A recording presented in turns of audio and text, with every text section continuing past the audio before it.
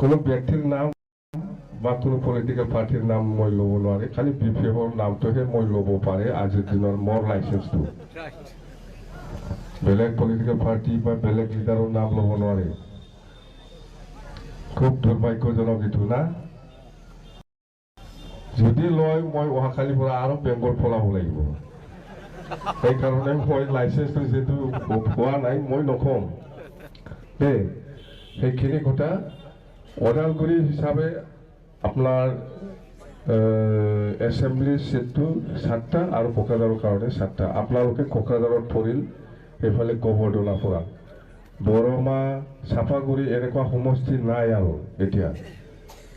বাক্সা একটা সমষ্টি হ'ব মুছলপুৰ, সেইটো সেইফালে ওদালগুৰিত পৰিল।